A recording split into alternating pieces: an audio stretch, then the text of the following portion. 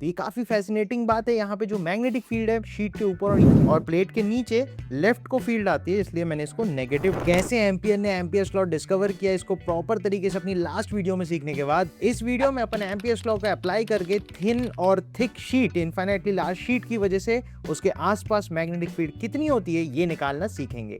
तो सबसे पहले थिन शीट में अपन ऐसा समझ सकते हैं, हमारे पास एक बहुत बड़ी सी शीट है जो काफी ज्यादा पतली है और इसमें जो भी करंट है वो इस तरीके से ऐसे ऐसे अंदर फ्लो कर करके जा रहे हैं।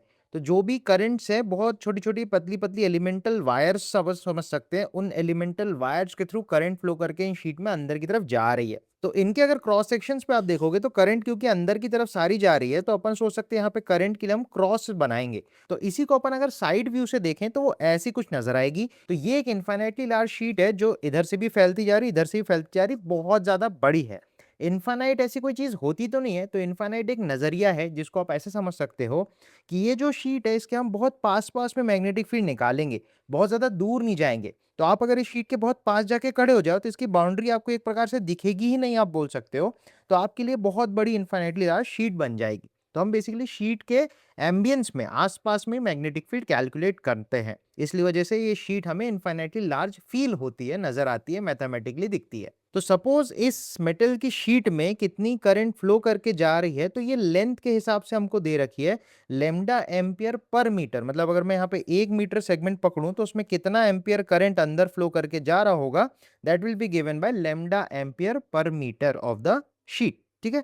अब इसके आसपास मुझे मैग्नेटिक फील्ड निकालनी है, तो हमें एम्पीरियन लूप लेना पड़ेगा। अब इसमें जो एम्पीरियन लूप लेना है वो किस तरीके से लेना है ये एक चैलेंज है अपने लिए। तो थोड़ा सा अपन समझते हैं पहले कि आप कोई भी एक वायर को पकड़ो। सपोज मैंने इस पर्टिकुलर वायर को पकड़ा, तो इसकी वजह से इसके पेरिफेरी में सर्कुलर मैग्नेटिक फील्ड लाइंस होंगी। ठीक है।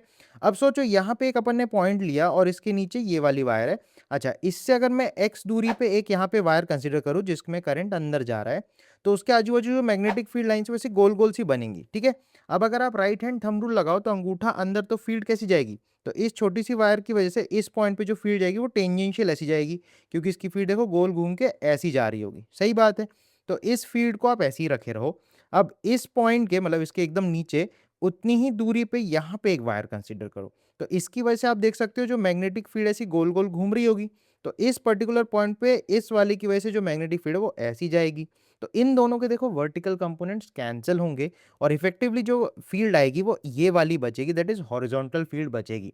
तो यहाँ से अपन ये बता सकते हैं कि कोई भी शीट अगर होती है तो उसके ऊपर और नीचे अपन बोल सकते हैं पैरेलल मैग्नेटिक फील्ड लाइंस होती हैं। सिमिलरली आप नीचे का पॉइंट पकड़ो अगर, तो नीचे के पॉइंट में आप सोच सकते हो यहाँ से आप जितनी दूर पे एक वायर लोगे तो इसकी वजह से अंगूठा घुमाओगे, तो ऐसे करके जो फील्ड लाइन है इसकी वजह से आप सोच सकते हो ऐसी घूमती हुई होगी, तो इस पॉइंट पे घूम के ऐसी जा रही होगी। सिमिलरली इसके नीचे से उतनी ही दूरी पे यहाँ पे एक वायर लो, उसकी वजह से भी देखो फील्ड लाइंस ऐसी घूम रही होगी इसके आजू बाजू, तो घूम के ये ऐसी चली जाएगी। तो इन दोनों का जो रिजल्टेंट अगेन ऐसा बनेगा। तो यहाँ से अपन को एक बात क्लियरली समझ में आती है कि शीट के ऊपर जो मैग्नेटिक फील्ड है वो इस दिशा में जा रही होंगी। तो यहाँ से एक बहुत क्लियरली बात हमको समझ में आती है कि शीट के ऊपर मैग्नेटिक फील्ड इस दिशा में जा रही होगी और शीट के नीचे जो है मैग्नेटिक फील्ड इस दिशा में जा रही होगी, तो ये मैग्नेटिक फील्ड की दिशा हो जाएगी। अब हमें मैग्नेटिक फील्ड का आइडिया हो गया है, हमें शीट का भी जो ज्योमेट्री है वो भी समझ में आ रहा है।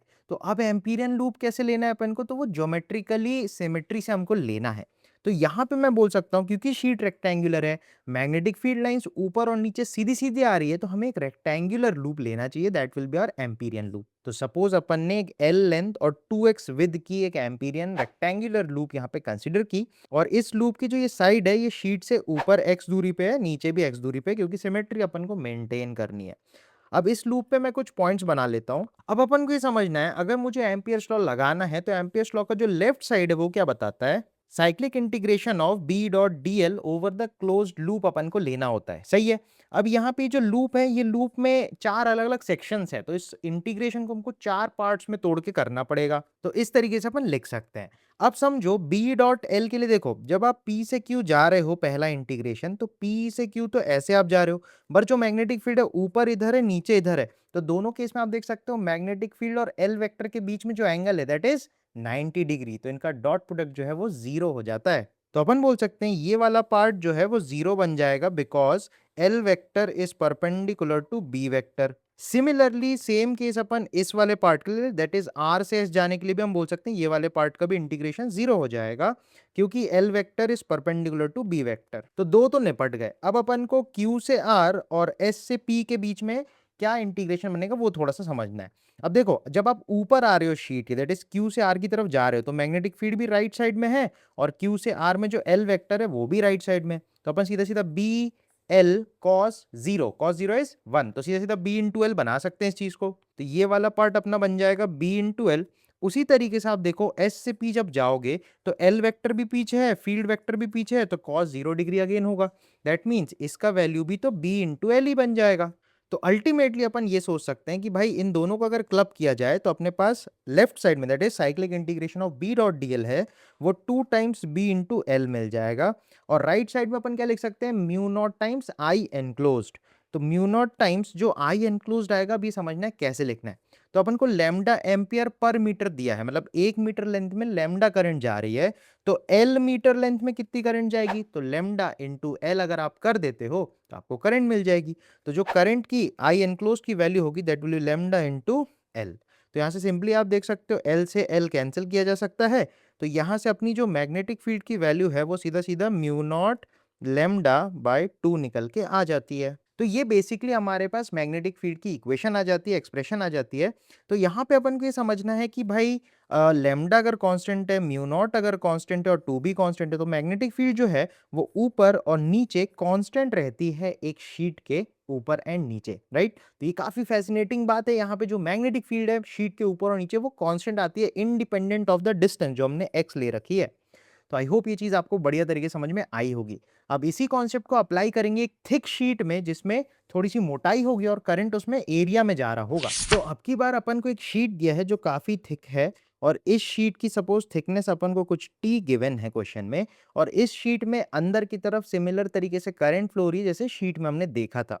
अब इसके अंदर और बाहर मैग्नेटिक फील्ड किस तरीके से वेरी करती है वो अपन को कैलकुलेट करना है यूजिंग एम्पियर्स लॉ। तो इसके लिए एक सेंट्रल एक्सिस अपन ने ले ली है, दैट इज x बराबर 0, यहीं से अपन मापेंगे, और इस एक्सिस से अपन जैसे जैसे दूर जाएंगे तो वैसे वैसे मैग्नेटिक फील्ड का वेरिएशन अपन को देखना है, ठीक है। तो यहाँ पे सबसे पहला केस मैं लेता हूँ जिसमें हम शीट के अंदर की बात करेंगे, मतलब जो भी एम्पीरियन लूप अपन लेंगे उसमें जो x होगा वो t/2 से छोटा होगा, मतलब इसकी थिकनेस के अंदर अपन लेंगे। तो सपोज ऐसे करके अपन ने एक एम्पीरियन लूप ले लिया है, इस लूप की जो थिकनेस है दैट इज जो विड्थ है वो 2x के बराबर है, और इसकी लेंथ को अपन ने L बोल दिया है, ठीक है। तो ऐसा एम्पीरियन लूप लेने का एक रीजन ये भी आप सोच सकते हो कि जो थिक शीट है वो काफी सारी थिन थिन शीट्स को अगर ऐसे ऐसे लगा दिया जाए एक के ऊपर एक के ऊपर एक के ऊपर एक, तो अपन एक थिक शीट बना सकते हैं। तो जो फील्ड का पैटर्न थिन शीट में अपन को मिला था वही फील्ड का पैटर्न थिक शीट में भी अपन को मिलना चाहिए, इस वजह से अपन ने ऐसी एक एम्पीरियन लूप ली है। तो अभी अपन ने देखा था इस वाले पार्ट और इस वाले पार्ट की वजह से जो बी डॉट डी एल है वो 0 हो जाएगा, क्योंकि बी और एल के बीच में 90 डिग्री होगा, और यहाँ पे ऊपर फील्ड जो है वो राइट साइड को ही रहती है और नीचे जो फील्ड है वो लेफ्ट साइड को ही रहती है। तो यहाँ पे एक BL मिलेगा और यहाँ पे एक BL मिलेगा आफ्टर B डॉट L। अगर थिक शीट के अंदर बात करें that is x less than t/2, तो अपन लिख सकते हैं 2BL बराबर mu naught times I enclosed. अब इंटरेस्टिंग बात यहाँ पे ये है कि जो करंट है वो अपन को करंट डेंसिटी के फॉर्म में दिया है, क्योंकि इस पूरे क्रॉस सेक्शनल एरिया से कुछ करंट फ्लो कर रही है, इस वजह से अपन को current per unit area given है। तो यहाँ पे J गिवन है एम्पियर पर मीटर स्क्वायर के हिसाब से। तो अगर J current 1 metre square area से जा रहा है तो इस एरिया से कितनी करंट जा रही होगी, तो डेंसिटी इंटू एरिया करोगे तो आपको करंट मिल जाएगा, राइट। तो ये 2x है, ये L है, तो इसका एरिया हो जाएगा L इंटू 2x। तो एरिया इंटू J करेंगे तो आई एनक्लोज मिल जाएगा, that is J into 2xL। तो यहाँ क्लियरली देखोगे L से L कैंसिल आउट हो जाएगा, 2 से 2 भी कैंसिल आउट हो जाएगा, तो मैग्नेटिक फील्ड की वैल्यू आएगी म्यू नॉट JX। तो यहाँ पे ये चीज समझ में आ रही है कि जैसे जैसे x की वैल्यू बढ़ेगी मैग्नेटिक फील्ड की वैल्यू भी बढ़ेगी, क्योंकि magnetic field is directly proportional to the distance from the mean axis, या बोलना चाहिए सेंट्रल एक्सिस, ठीक है।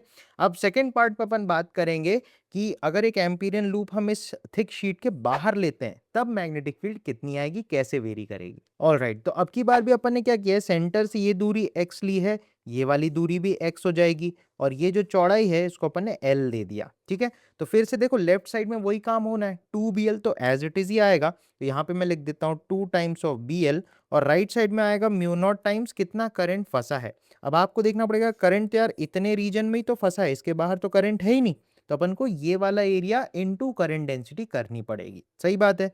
तो ये थिकनेस अपनी हो जाएगी t और ये चौड़ाई है l, तो अपने को l इंटू टी करने पे एरिया मिल जाएगा और j से मल्टीप्लाई करने पे करंट मिल जाएगी, तो j into T into L कर देंगे तो काम बन जाएगा। तो आप देखो ना l से l कैंसिल आउट हो जाता है और यहाँ पे जो मैग्नेटिक फील्ड की वैल्यू आएगी वो आएगी म्यू नॉट जे टी बाय 2। तो इस तरीके से ये दोनों मैग्नेटिक फील्ड्स अपन कैलकुलेट कर सकते हैं। और यहाँ पे इंटरेस्टिंग बात ये आती है, जैसे हमने थिन शीट में देखा था कि शीट के बाहर जो मैग्नेटिक फील्ड है वो कांस्टेंट है, वही रिजल्ट देखो यहाँ पे भी दिख रहा है कि शीट के बाहर जाते ही जो मैग्नेटिक फील्ड है वो कांस्टेंट हो जाती है, परंतु शीट के अंदर जहाँ पे आई एनक्लोज चेंज होगा वहां पे जो मैग्नेटिक फील्ड है वो भी चेंज हो रही है। तो ये काफी इंटरेस्टिंग और फैसिनेटिंग बात है, इस चीज को आपको बिल्कुल अच्छे से याद रखना है।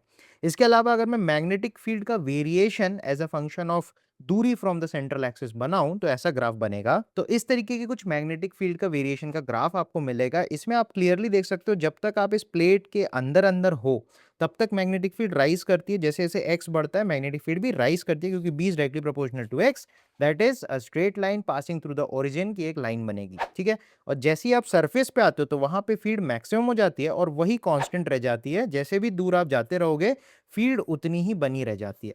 सेम चीज नीचे भी है, पर नीचे हमको पता है डायरेक्शन उल्टी हो गई है, मतलब नीचे प्लेट के नीचे लेफ्ट में फील्ड है और प्लेट के ऊपर राइट में फील्ड है। तो राइट को अगर मैं पॉजिटिव लूं इसलिए इसको एक्स एक्सिस के ऊपर बनाया है, और प्लेट के नीचे लेफ्ट को फील्ड आती है इसलिए मैंने इसको नेगेटिव डायरेक्शन में बनाया है। तो इस तरीके से मैग्नेटिक फील्ड लाइंस होती हैं और मैग्नेटिक फील्ड का वेरिएशन विद एक्स भी अपन स्टडी कर सकते हैं। तो इन दोनों पॉइंट्स को आपको याद रखना है, इसको काफी सारे सवालों में अपन अप्लाई करना भी फ्यूचर में देखेंगे। तो आई होप आपको इस वीडियो के सारे कॉन्सेप्ट्स काफी बढ़िया तरीके समझ में आए होंगे। ऐसी चैनल पे काफी सारे टॉपिक्स के कंप्लीट प्लेलिस्ट अवेलेबल है, उन सबको एक बार आप सीक्वेंस में देखोगे तो सारे फंडे आपके क्लियर हो जाने हैं। So that's all for this video. Take care and keep studying. Bye bye.